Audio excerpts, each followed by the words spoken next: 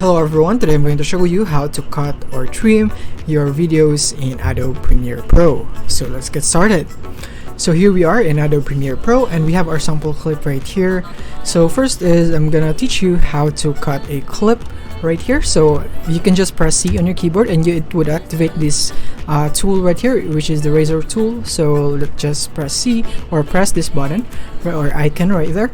And you can just press on your clip wherein you want to cut. So you want to cut at this point in the middle or here. You can cut as many as you want right there, and you can delete each or individually right there, whichever you want, and you can create that effect right there. So it would be like a blinking effect, just like this one right here. You can do this right just like this one, and you can just do this right here, and it's like that.